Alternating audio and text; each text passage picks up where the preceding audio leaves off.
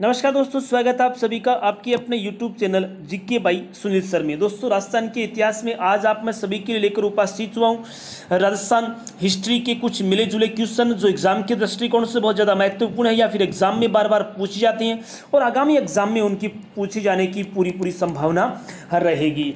दोस्तों, ये क्वेश्चन बहुत महत्वपूर्ण, आप देख सकते हैं पीछे के एग्जाम में ये क्वेश्चन बार बार पूछे जा चुके हैं।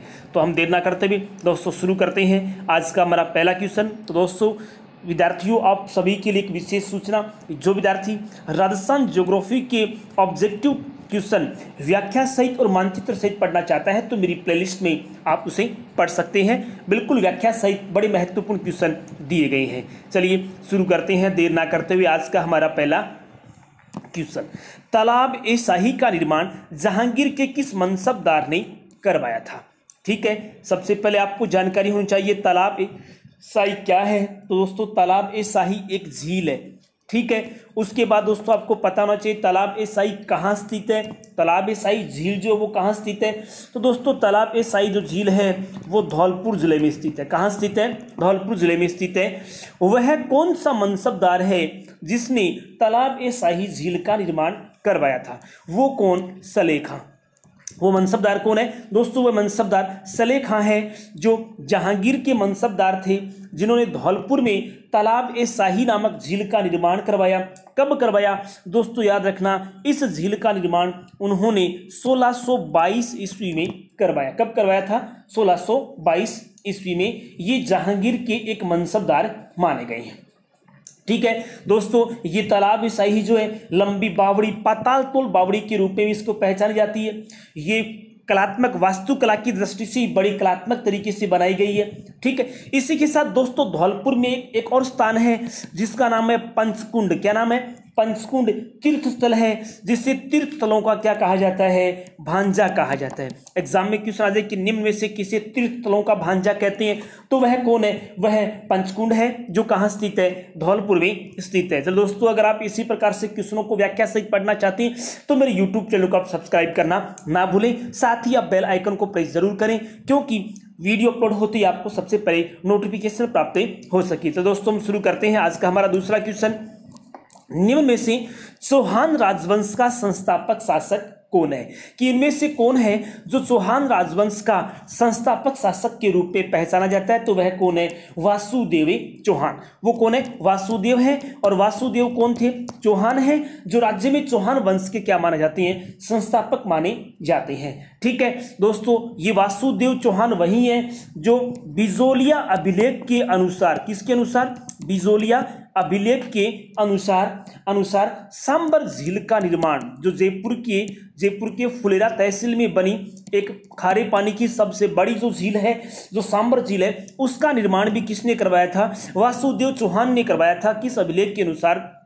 बिजोलिया अभिलेख के अनुसार। और यही वासुदेव चौहान है जिन्होंने राज्य में चौहान वंश की नींवें डाली है। हमारा अगला क्वेश्चन है, जोधपुर के राठौड़ नरेशों में अकबर का प्रबल विरोधी कौन था? कि जोधपुर के राठौड़ जो नरेश हैं उनमें से अकबर का प्रबल प्रतिरोधी कौन है? तो वह कौन है? वह चंद्रसेन रहा है। कौन रहा है? चंद्रसेन जो है वो हमेशा से ही मुगल बादशाह जो अकबर है उनके प्रबल विरोधी रहे हैं। उन्होंने कभी भी उनकी अधीनता को स्वीकार नहीं किया। वो कौन? मारवाड़ के चंद्रसेन।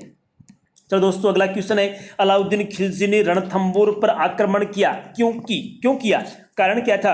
अलाउद्दीन खिलजी ने रणथंबोर पर आक्रमण क्यों किया था? तो उसका कारण है सुल्तान के विद्रोहियों को शरणें देने के कारण। किसके कारण? सुल्तान कौन? अलाउद्दीन खिलजी। अलाउद्दीन खिलजी के जो विद्रोही हैं उनको शरण दे दी गई, इसलिए उन्होंने रणथंबोर पर क्या कर दिया? आक्रमण कर दिया, क्योंकि ये बात अलाउद्दीन खिलजी को पसंद नहीं आई। चलिए हम बात करते हैं इसके संबंध में कि रणथंबोर के उस समय शासक कौन थे? रणथंबोर के शासक थे हमीर। कौन थे? हमीर ने मंगोल विद्रोही, कौन? एक तो कौन? मोहम्मद शाह है। कौन है? मोहम्मद शाह। और एक है केहब्रू। कौन है?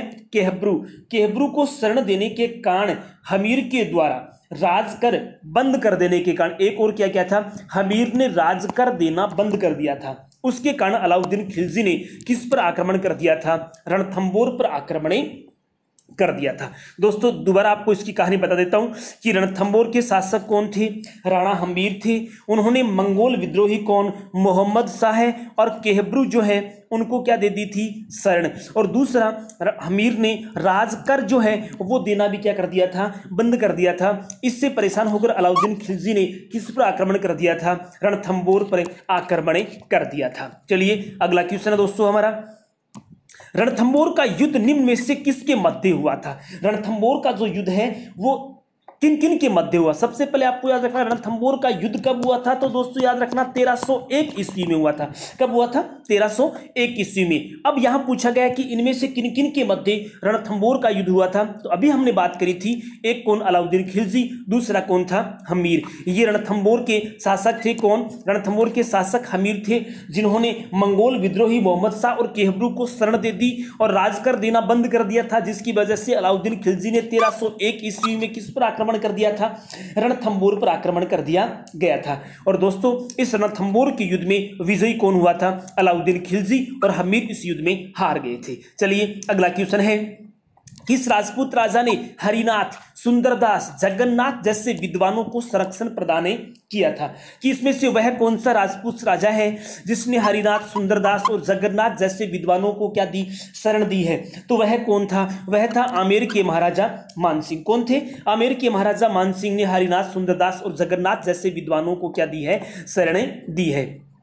चलिए अगला क्वेश्चन दोस्तों, अलाउद्दीन खिलजी के द्वारा चित्तौड़ को निम्न में से क्या नाम दिया गया, कि अलाउद्दीन खिलजी हैं, उन्होंने जब चित्तौड़ के दुर्ग को विजय किया उसके बाद में उसका नाम निम्न में से क्या रखा गया, तो उनका नाम क्या रखा गया था, खिजराबाद। किसका नाम, चित्तौड़ का नाम। कब, अलाउद्दीन खिलजी ने उस किले को विजिट करने के बाद, यानी चित्तौड़ विजय के बाद अलाउद्दीन खिलजी ने चित्तौड़ का नाम बदलकर क्या रख दिया गया, खिजराबादी रख दिया गया।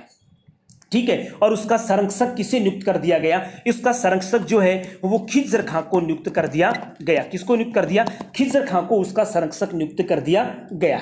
ठीक है, और उसी के साथ उसका नाम क्या कर दिया गया था, खिजराबादी कर दिया गया। दोस्तों इसी तरह से अगर आप क्वेश्चनों को व्याख्या सहित प्रतिदिन प्राप्त करना चाहते हैं तो मेरे YouTube चैनल को आप सब्सक्राइब करना ना भूलें। अगला क्वेश्चन है, ख्वाजा मोइनुद्दीन चिश्ती की दरगाह में जामा मस्जिद का निर्माण किस मुगल शासक के द्वारा करवाया गया। ख्वाजा मोइनुद्दीन चिश्ती की दरगाह कहाँ स्थित है, तो दोस्तों बड़ा चर्चित, बड़ा पवित्र स्थान जो कहाँ स्थित है, अजमेर में स्थित है। और वहां पर जामा मस्जिद का जो निर्माण है वो निम्न में से कौन से मुगल शासक के द्वारा करवाया गया, तो किसके द्वारा, उस जामा मस्जिद का निर्माण शाहजहां के द्वारा करवाया गया। कि ख्वाजा मोइनुद्दीन चिश्ती की जो दरगाह अजमेर में स्थित है दोस्तों, और वहां पर शाहजहानी मस्जिद का निर्माण किसके द्वारा करवाया गया, शाहजहां, जिसको क्या कहते हैं, जामा मस्जिद के नाम से जाना जाता है। अगला क्वेश्चन है, 18वीं शताब्दी के किस राजपूत राजा द्वारा विधवा पुनर्विवाह हेतु नियम बनाने के प्रयत्न किए गए। कब, 18वीं शताब्दी में कौन से राजपूत राजा के द्वारा विधवा पुनर्विवाह हेतु नियम बनाए गए, तो वह कौन था, वह सवाई जयसिंह था। सवाई जयसिंह ने विधवा पुनर्विवाह के लिए नए कानून, नए नियम बनाने का प्रयत्न किया गया। ठीक है, कहने का अर्थ यह है कि विधवा पुनर्विवाह को उन्होंने वैधता प्रदान कर दी। क्या दे दी, वैधता प्रदान करने के लिए उन्होंने नियम बनाए और उन नियमों को लागू करने का प्रयास किया। ये पहले शासक हैं जिन्होंने अंतरजातीय विवाह प्रारंभ करने का भी प्रयास किया था। कैसा विवाह, अंतरजातीय विवाह करने का, अंतरजातीय विवाह प्रारंभ करने का प्रयास भी करवाया था किसने, सवाई जयसिंह ने, और विधवा पुनर्विवाह के लिए भी नए कानून बनाए हैं। अगला क्वेश्चन दोस्तों, अक्टूबर 1667 में अकबर द्वारा चित्तौड़ दुर्ग के घेराव के समय मेवाड़ का राणा कौन था। कि अक्टूबर 1567 में जब अकबर ने कौन से दुर्ग पर, चित्तौड़ दुर्ग का घेराव किया, उस समय मेवाड़ का शासक कौन था, तो दोस्तों उस समय मेवाड़ का शासक कौन था, उदय सिंह था। मेवाड़ के महाराणा उदय सिंह का शासनकाल दोस्तों 1537 से 1572 ईस्वी तक रहा है। कब तक रहा है, 1572 ईस्वी के शासनकाल में अकबर ने चित्तौड़ पर आक्रमण किया था। कब, 1567 ईस्वी में। ठीक है, उदय सिंह ने सामंतों की एक, उसी समय क्या किया, उदय सिंह ने सामंतों की एक आपात बैठक बुलाई और चित्तौड़ का जो भार है किले का, चित्तौड़ दुर्ग जो है उसका जो भार है, जो जिम्मेदारी है, वो किन को दे दी? उदय सिंह ने जयमल को दे दी, जयमल मेड़तिया। ठीक है, एक तो जयमल और दूसरा कौन था? फत्ता। ठीक है, जयमल और फत्ता को छोड़कर स्वयं उदयपुर से वहां से निकल गए। अकबर का चित्तौड़ घेरा जो है वो काफी लंबा चला, इसलिए बदकिस्मत से एक दिन रात को दीवार की मरम्मत करते समय जयमल अकबर की बंदूक से मारा गया था। कौन मारा गया था? जयमल जो है वो अकबर की बंदूक से मारा गया, जिससे चित्तौड़ में क्या छा गया? सन्नाटा। और पराजय की इस घड़ी में राजपूत स्त्रियों ने क्या कर लिया था दोस्तों? जौहर कर लिया था। क्या कर लिया था? जौहरे कर लिया था। चित्तौड़ के इतिहास में इसी जौहर को क्या कहा जाता है? तीसरा साका कहते हैं। कौन सा साका कहते हैं? तीसरा साका इसे कहा जाता है। जयमल और फत्ता की वीरता से प्रभावित होकर अकबर ने क्या किया? आगरा जाने पर हाथियों पर सवार, किस पर सवार? हाथियों पर सवार जयमल और फत्ता की मूर्ति जो है वो आगरा के किले के मुख्य द्वार पर लगा दी। ये दोस्तों याद रखना, ये उनकी जो मूर्तियां थी ये पाषाण निर्मित थी। कैसी थी? पत्थर से बनी हुई मूर्तियां, हाथी पर सवार ये मूर्तियां किनकी? जयमल और फत्ता की। कहां लगाई? आगरा के दुर्ग में। किसने लगवाई थी? सम्राट अकबर ने लगवाई थी। ठीक है, इसी प्रकार दोस्तों फरवरी 1568 में किसका अधिकार हो गया था? चित्तौड़ के दुर्ग पर मुगल बादशाह अकबर का अधिकारी हो गया था। चलिए दोस्तों हम बात करते हैं अगले क्वेश्चन की। 1657 ईस्वी के मुगल उत्तराधिकारी संघर्ष में मेवाड़ के किस महाराणा से औरंगजेब ने सहायता प्राप्त करने का प्रयास किया? कब? 1657 ईस्वी में मुगल उत्तराधिकारी संघर्ष में मेवाड़ के किस महाराणा ने, दोस्तों याद रखना यहां मेवाड़ के महाराणा की बात की गई है, किस महाराणा से औरंगजेब ने सहायता करने का प्रयास किया था? तो किससे प्रयास किया था? राज सिंह से। किससे? राज सिंह ने। क्योंकि मेवाड़ के महाराणा जगत सिंह की मृत्यु के बाद राज सिंह क्या बना था? मेवाड़ का शासक बना था। किसकी मृत्यु के बाद? जगत सिंह की मृत्यु के बाद। ठीक है, लेकिन 1657 ईस्वी में जब मुगल उत्तराधिकारी का युद्ध चल रहा था उस समय राज सिंह ने टिक्का दौड़ के बहाने बाहरी क्षेत्रों पर धावे बोल दिए थे। कौन सी दौड़? टिक्का दौड़ का आयोजन करवाया था। किसने? राज सिंह ने ही इसका आयोजन करवाया था। ठीक है, उसी समय जो औरंगजेब है उसने किससे? राज सिंह ने, मेवाड़ के शासक राज सिंह से सहायता प्राप्त करने का प्रयास किया था। उसी समय उनको उनका पत्र मिला था कि मुझे सहायता की जाए, क्योंकि उस समय उनके पुत्र जो है उनके मध्य उत्तराधिकारी युद्ध चल रहा था। चलिए अगला क्वेश्चन दोस्तों, राणा सांगा ने किस युद्ध में बाबर की सेना को हराया था? कि निम्न में से कौन से युद्ध में किसकी सेना ने? सांगा की सेना ने किसकी सेना को? बाबर की सेना को हराया था। तो वह कौन सा युद्ध था? बयाना के युद्ध में। दोस्तों याद रखना, बयाना का युद्ध 1527 ईस्वी में राणा सांगा ने बाबर को पराजित कर बयाना का किला जीता था। कौन सा किला? बयाना जो दुर्ग है भरतपुर, उस किले को उसने जीता था। ठीक है, चलिए अगला क्वेश्चन दोस्तों, निम्न में से अजमेर का संस्थापक कौन था? किन में से कौन है जो अजमेर का संस्थापक कहलाता है? तो वह कौन है? अजयराज है। पृथ्वीराज प्रथम के पुत्र। किन के पुत्र थे ये पृथ्वीराज प्रथम के पुत्र थे। कौन? अजयराज के समय चौहानों के साम्राज्य निर्माण का समय माना जाता है। उन्होंने मालवा के परमारों पर दबाव बनाने और अपने साम्राज्य को सुरक्षित रखने के लिए 1113 ईस्वी में कौन से नगर की स्थापना की थी? अजमेर नगर की स्थापना किसने की थी? अजयराज ने की थी, और उसको अजमेर को क्या बनाया? अपनी राजधानी बनाया था। चलिए अगले क्वेश्चन की बात करते हैं दोस्तों। राजपूतों के नगरों और प्रासादों का निर्माण पहाड़ियों में हुआ। क्यों हुआ? उसका कारण क्या था? कि उस समय अधिकांश राजपूत शासकों ने नगर और प्रासाद महल जो हैं उनका निर्माण कहाँ करवाया था? पहाड़ियों में करवाया था। उसका कारण था वहां शत्रुओं के विरुद्ध प्राकृतिक सुरक्षा के साधन थे। ऐसे मतलब गिरी दुर्ग बनाते थे, गिरी नगर बसाते थे, पहाड़ियों के मध्य, पर्वतों के मध्य बसाते थे, ताकि दुश्मन जल्दी से उसको विजिट ना कर पाए, उसको क्षति ना पहुंच पाए। इसी सुरक्षा के लिए राजपूत शासक जो है वो महल और नगर है वो कहाँ बनाते थे? पहाड़ियों में बनाते थे। ठीक है, चलिए अगला क्वेश्चन दोस्तों, राजपूतों वैदिक आर्यों की संतान है। राजपूत जो है वो किनकी, वैदिक आर्यों की संतान है, इस मत के प्रतिपादक थे। इनमें से कौन है जिसने बताया कि राजपूत वैदिक आर्यों की संतान है? तो ये बात बताई थी गौरी शंकर हीराचंद ओझा ने। दोस्तों ये क्वेश्चन भी बहुत बार पहले एग्जाम में पूछा जा चुका है कि राजपूत वैदिक आर्यों की संतान है, निम्न में से यह मत किसका है? तो गौरी शंकर हीराचंद ओझा का यही मत है। अगला क्वेश्चन है, राजपूतों के किस वंश ने जयपुर रियासत पर शासन किया था? कि राजपूतों का वह कौन सा वंश है जिन्होंने जयपुर रियासत पर शासन किया था? तो हम सबको पता है वो कौन सा वंश था दोस्तों, वह कछवा वंश था, और कछवा वंश ने जयपुर रियासत पर शासन किया है और काफी लंबे समय का उनका इतिहास रहा है। अगला क्वेश्चन है, किस प्रतिहार राजा के काल में प्रसिद्ध ग्वालियर प्रशस्ति की रचना की गई? कि वह कौन सा प्रतिहार राजा था जिसके समय में ग्वालियर प्रशस्ति जो है उसकी रचना की गई? तो वह कौन था? भोज प्रथम था। भोज प्रथम का शासन दोस्तों 1836 से जो है वो 85 ईसा पूर्व का रहा है और उसी समय लिखी गई थी कौन सी? ग्वालियर प्रशस्ति। अगला क्वेश्चन है, विख्यात स्मारक 2.5 दिन का झोपड़ा। ये बहुत बार इसके संबंध में दोस्तों क्वेश्चन पूछा जा सकता है, ये कहाँ स्थित है? तो ये अजमेर में स्थित है। कि विख्यात स्मारक 2.5 दिन का झोपड़ा या तत्कालीन संस्कृत महाविद्यालय, क्योंकि 2.5 दिन के झोपड़े से पहले वहां एक संस्कृत पाठशाला चलती थी, का निर्माण किसके द्वारा करवाया गया? कि इनमें से वह कौन है जिसने 2.5 दिन के झोपड़े और संस्कृत महाविद्यालय का निर्माण करवाया? तो वह कौन था? विग्रहराज चतुर्थ। कौन था? विग्रहराज चतुर्थ। दोस्तों याद रखना, विजयराज चतुर्थ के स्थान पर बिसलदेव नाम भी आ सकता है। क्या नाम आ सकता है? बिसलदेव नाम भी आ सकता है, क्योंकि विग्रहराज चतुर्थ का नाम क्या था? बिसलदेव था। उनके द्वारा ही शुरुआत में वहां पर क्या एक संस्कृत पाठशाला के रूप में वहां एक इमारत बनाई थी।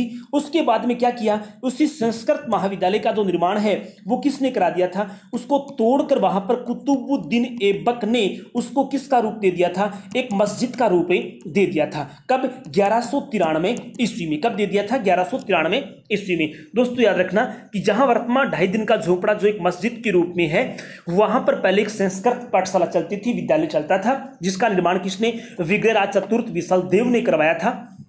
लेकिन 1193 ईस्वी में कुतुबुद्दीन ऐबक ने उस इमारत को तुड़वाकर उसे परिवर्तित कर दिया, किसमें? एक मस्जिद में परिवर्तित कर दिया। उसका नाम क्या रख दिया? 2.5 दिन का झोपड़ा रख दिया गया, क्योंकि यहां पर 2.5 दिन का एक उर्स का आयोजन किया जाता है। 2.5 दिन में एक मेले का आयोजन किया जाता है। हमारा अगला क्वेश्चन दोस्तों इसी प्रकार से, अगर क्वेश्चनों को आप व्याख्या सहित पढ़ना चाहते हैं तो मेरे यूट्यूब चैनल को आप सब्सक्राइब जरूर करें और अधिक से अधिक ग्रुप्स में इसे शेयर करने की कोशिश जरूर करें। चलिए अगला क्वेश्चन दोस्तों, 1191-92 के तराइन के युद्ध में किस चौहान शासक को आक्रमणकारी मोहम्मद गोरी से लड़ना पड़ा? कि इसमें युद्ध किस समय दिया है दोस्तों? 1191 से 1192 ईस्वी में। कौन सा युद्ध हुआ था? तराइन का युद्ध हुआ था। उसमें कौन से चौहान शासक को आक्रमणकारी मोहम्मद गोरी से लड़ना पड़ा? तो किसके साथ करना पड़ा था? वह पृथ्वीराज तृतीय था। पृथ्वीराज तृतीय और मोहम्मद गोरी के मध्य तराइन का प्रथम युद्ध 1191 और तराइन का द्वितीय युद्ध 1192, इन दोनों के मध्य ही लड़ा गया था। तराइन के प्रथम युद्ध में विजय हुआ था कौन? पृथ्वीराज तृतीय। और तराइन के द्वितीय युद्ध में विजय हुआ था कौन? मोहम्मद गोरी हुआ था। ठीक है, तराइन जो है दोस्तों ये वर्तमान में हरियाणा में है। तराइन का जो मैदान है ये कहाँ है? हरियाणा में। चलिए हमारा अगला क्वेश्चन दोस्तों, अकबर द्वारा राजपूत राजाओं का ऐतिहासिक दरबार का आयोजन नागौर में किस वर्ष से किया गया था? नागौर दरबार के रूप में ये प्रसिद्ध स्थान रहा है कि इसका आयोजन किसके द्वारा करवाया गया था? इसका आयोजन अकबर के द्वारा करवाया गया था। ये ऐतिहासिक दरबार का आयोजन नागौर में करवाया गया। कब करवाया गया था? तो दोस्तों याद रखना 1570 में। एग्जाम में क्वेश्चन पूछ सकते हैं नागौर दरबार का आयोजन कब करवाया गया? तो नागौर दरबार का आयोजन 1570 ईस्वी में किसके द्वारा करवाया गया? तो किसके द्वारा? मुगल सम्राट अकबर के द्वारा करवाया गया था। हमारा अगला क्वेश्चन दोस्तों, फरिश्ता के अनुसार अलाउद्दीन खिलजी का जालोर पर द्वितीय आक्रमण किस वर्ष किया गया? किसके अनुसार? फरिश्ता के अनुसार। किसके? अलाउद्दीन खिलजी के द्वारा किस पर आक्रमण किया? जालोर पर। कौन सा? दूसरा आक्रमण जो है वो कौन से वर्ष में किया गया था? तो 1311 ईस्वी में किया गया था। दोस्तों ये जो युद्ध है, जो आक्रमण है, इसे जालोर के युद्ध के नाम से पहचानते हैं। कौन से युद्ध के नाम से? जालोर युद्ध के नाम से इसे पहचाना जाता है। उस समय वहां का शासक कौन था? उस समय वहां का शासक कानड़ देव था। कौन था? कानड़ देव था। कानड़ देव और अलाउद्दीन खिलजी के मध्य युद्ध हुआ था और इस युद्ध में कानड़ देव जो है वो पराजित हुए, अलाउद्दीन खिलजी है वो क्या हुए थे? विजित हुए थे। ये युद्ध, जालोर का युद्ध कब हुआ था? 1311 में। किन किन के मध्य? कानड़ देव और अलाउद्दीन खिलजी के मध्य हुआ था। चलिए अगला क्वेश्चन है, कानड़देव निम्न में से कहां का शासक था? इनमें से कौन से स्थान का शासक था कानड़देव, जिसके संबंध में दोस्तों अभी अभी हमने बात करी है, जालोर का शासक था। ठीक है, और अलाउद्दीन खिलजी और कानड़देव के मध्य 1311 ईस्वी में जालोर का युद्ध भी हुआ है, जिसमें कानड़देव जो है वो पराजित हो गया था। हमारा अगला क्वेश्चन है, इतिहासकार आर.सी. मजूमदार के अनुसार गुर्जर प्रतिहारों ने कितनी शताब्दी तक अरब आक्रमणकारियों के लिए बाधक का काम किया? ये क्वेश्चन दोस्तों बहुत ज्यादा महत्वपूर्ण है, क्योंकि ऐसे क्वेश्चन बार बार एग्जाम में पूछ जाते हैं। ये संपूर्ण इतिहास की बात करता है कि इतिहासकार आर.सी. मजूमदार के अनुसार गुर्जर प्रतिहार वंश ने कितनी शताब्दी तक अरब आक्रमणकारियों के लिए एक बाधा का काम किया है? तो दोस्तों 6ठी शताब्दी से लेकर 15वीं शताब्दी तक अरब आक्रमणकारियों को रोके रखने का काम किया था किसने? गुर्जर प्रतिहारों ने किया था। किसने किया था? गुर्जर प्रतिहारों ने। प्रसिद्ध इतिहासकार यह बात किसने बताई? यह आर.सी. मजूमदार ने बताई है कि 6ठी शताब्दी से 15वीं शताब्दी तक अरब आक्रमणकारियों के लिए बाधक का काम किया था किसने? गुर्जर प्रतिहार वंश के लोगों ने किया था। दोस्तों इसी प्रकार से अगर ये महत्वपूर्ण क्वेश्चन आप प्रतिदिन प्राप्त करना चाहते हैं तो मेरे यूट्यूब चैनल को आप सब्सक्राइब करना ना भूलें। चलिए दोस्तों अगला क्वेश्चन है, बीकानेर का कौन सा शासक अकबर और जहांगीर दोनों की सेवा की थी? अकबर और उसके पुत्र कौन? जहांगीर। इन दोनों की सेवा करने वाला बीकानेर का वह कौन सा शासक है? तो वह कौन था? राय सिंह था। कौन था? महाराजा राय सिंह, जिन्होंने 1574 से लेकर 1612 ईस्वी तक क्या किया है? शासन किया है। कल्याणमल की मृत्यु के बाद कौन बने? राय सिंह जो है वो बीकानेर के शासक बने हैं। ठीक है, अकबर के समय राय सिंह का मुगल दरबार में क्या था? विशेष सम्मान था। किसके समय? मुगल सम्राट अकबर के समय। उसके बाद में क्या है? राय सिंह के स्वभाव से उदार थे और सहिष्णु थे। मुंशी देवी प्रसाद ने उनकी दानशीलता के कारण ही राय सिंह को क्या कहा था? राय सिंह को कहा था राजपुताने का कर्ण। क्या कहा था? राजपुताने का कर्ण कहा था। किनको? राय सिंह को। किसने कहा? मुंशी देवी प्रसाद ने कहा है। किसने कहा है? मुंशी देवी प्रसाद ने राय सिंह को राजपुताने का कर्ण कहा, क्योंकि वो बड़े दानशील थे, उदार थे और सहिष्णु थे। उसी की वजह से उनको ये उपाधि दी गई। जब जहांगीर ने 1605 ईस्वी में मुगल सम्राट की उपाधि धारण की तो उस समय राय सिंह का उनका क्या था? मनसबदार थे। और कितने थे? 5000 जात, 5000 मनसब दिया था जहांगीर ने। किसको? राय सिंह को। तो अकबर के लिए भी और जहांगीर के लिए भी सेवा की थी किसने? राय सिंह ने। किनके पुत्र थे ये? कल्याणमल के पुत्र थे। कहां के शासक थे? बीकानेर के शासक थे, जिनको राजपुताने का कर्ण कहा था किसने? मुंशी देवी प्रसाद ने। क्यों कहा था? क्योंकि ये सहिष्णु थे, उदार थे और दानशील थे। उनकी दानशीलता की वजह से उनको ये उपाधि मिली है। चलिए दोस्तों अगला क्वेश्चन है हमारा, जयपुर के संस्थापक सवाई जयसिंह के दरबार में विद्याधर था। क्या था?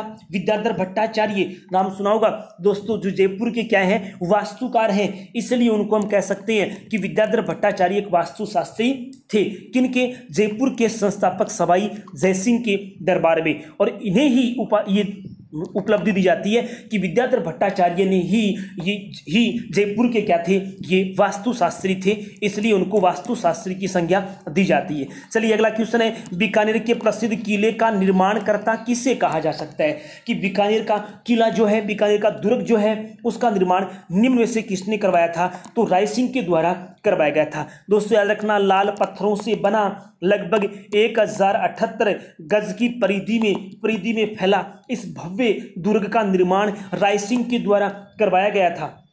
ठीक है, वस्तुतः हम कह सकते हैं कि बीकानेर के पुराने गढ़ की नींव जो है, गढ़ की जो नींव है वो तो किसने रखी थी? बीकाजी ने रखी थी। लेकिन उसके बाद जो है, उसके बाद उसको बड़ा आकार देने का काम किया था किसने? राय सिंह ने ही किया है। तो हम कह सकते हैं कि बीकानेर के प्रसिद्ध किले, जिसे हम जमीन का जेवर कहते हैं, वही किला जो है बनाया था किसने? राय सिंह ने। और इस दुर्ग की नींव रखने का काम राव बीका ने किया था। कब किया था दोस्तों? 1485 ईस्वी में किया था। दोस्तों अगला क्वेश्चन हमारा, राजस्थान के प्रत्येक राज्य में महकमा बकायत होता था। क्या होता था? राजस्थान के प्रत्येक राज्य में महकमा बकायत एक विभाग होता था। किससे संबंधित विभाग था दोस्तों? तो अच्छी फसल के समय शेष राजस्व वसूलता था। यह विभाग जो है, जब अच्छी फसलें होती थी तो राजस्व वसूली का काम करता था महकमा बकायत। ठीक है, जो पहले से जो राशि बकाया रह गई थी उसको संग्रह करने का काम करते थे। चलिए हमारा नेक्स्ट क्वेश्चन दोस्तों, निम्नलिखित में से किस राजपूत मनसबदार को अकबर ने फरजंद की उपाधि प्रदान थी कि निम्नलिखित में से वह कौन राजपूत मनसबदार है जिसको अकबर ने कौन सी उपाधि फरजंद की उपाधि दी थी? तो किसको दी गई थी? मानसिंह को फरजंद की उपाधि दी गई थी। मानसिंह, ये वही मानसिंह है जिन्होंने हल्दी घाटी के युद्ध में मुगल सेना का प्रतिनिधित्व किया था, इसीलिए मुगल बादशाह अकबर ने उन्हें कौन सी उपाधि? फरजंद की, और साथ ही इनको राजा की उपाधि भी देने वाले कौन थे? मुगल बादशाह अकबर ही थे। ठीक है, ये इन दो उपाधियों से नवाजा था किसने? अकबर ने। किसको? मानसिंह को। चलिए हमारा अगला क्वेश्चन दोस्तों, कुंभा के विषय में निम्न में से कौन सा कथन असत्य है? कि इसमें से कौन सी बात वह गलत है जो महाराणा कुंभा के विषय में गलत मानी जाती है? तो वह स्वयं विद्वान नहीं था पर विद्वानों को आश्रय देता था। दोस्तों आपको याद होगा कि मेवाड़ के महाराणा कुंभा है वो तो खुद भी क्या थे? एक विद्वान थे, और यहाँ नहीं जुड़ा हुआ है, इसका मतलब ये बात ही क्या है? गलत है। असत्य कथन पूछा है। बाकी ये कुंभलगढ़ दुर्ग के निर्माता थे, बात सही है। वह संगीत प्रेमी था, बात सही है। और वह मेवाड़ के महान शासकों में से एक था, ये बात भी क्या है? सही है। ठीक है, लेकिन यहाँ कौन सी बात असत्य है? कि वह स्वयं विद्वान नहीं था। नहीं दोस्तों, महाराणा कुंभा जो मेवाड़ के महाराणा थे वो स्वयं क्या थे? एक विद्वान थे। हम यहां भी इसकी जानकारी प्राप्त कर सकते हैं कि मेवाड़ के महाराणा कुंभा जयदेव प्रसिद्ध, जयदेव की प्रसिद्ध कृति कौन सी? गीत गोविंद। कौन सी है? गीत गोविंद पर रसिक प्रिया नाम से एक टीका लिखी थी। किसने? रसिक प्रिया नाम से क्या लिखी थी? टीका लिखी थी। किसने लिखी थी? महाराणा कुंभा ने। इन्होंने संगीत राज, संगीत मीमांसा, सुधा प्रबंध नामक ग्रंथ की रचना की है, तो इसलिए बड़े विद्वान थे। और ये कथन यहाँ पर दोस्तों क्या है? असत्य है। दोस्तों अगर आप इसी तरह से क्वेश्चनों को व्याख्या सहित पढ़ना चाहते हैं तो प्लीज मेरे यूट्यूब चैनल को आप सब्सक्राइब जरूर करें। चलिए आज का दोस्तों हमारा अंतिम क्वेश्चन है, नाथ द्वारा में श्रीनाथ जी की मूर्ति निम्न में से किसने स्थापित करवाई थी? नाथ द्वारा कहाँ स्थित है? ये राजसमंद में स्थित है। राजसमंद नाथ द्वारा में श्रीनाथ जी की मूर्ति स्थापित करवाने में सबसे बड़ा योगदान किसने दिया था? राज सिंह प्रथम ने ये मूर्ति स्थापित करवाई थी। नाथ द्वारा में बनास नदी पर के किनारे श्रीनाथ जी का प्रसिद्ध मंदिर स्थित है, जिसमें श्री कृष्ण जी की कैसे रंग की? काले संगमरमर की एक क्या थी? मूर्ति थी, प्रतिमा थी। मंदिर में स्थित प्रतिमा श्रीनाथ जी की मूर्ति औरंगजेब के समय, किसके समय? औरंगजेब के समय राज सिंह प्रथम के द्वारा वृंदावन से यहां लाई गई थी। वृंदावन से यहां लाए और नाथ द्वारा राजसमंद में इस मूर्ति को स्थापित करवाया था। किसने? राज सिंह प्रथम ने। दोस्तों ये क्वेश्चन कैसे लगे मुझे आप कमेंट बॉक्स में जरूर बताएं। साथ ही मेरे यूट्यूब चैनल को आप सब्सक्राइब करना ना भूलें। दोस्तों आज के लिए सिर्फ इतना ही। Thank you. जय हिंद, जय भारत।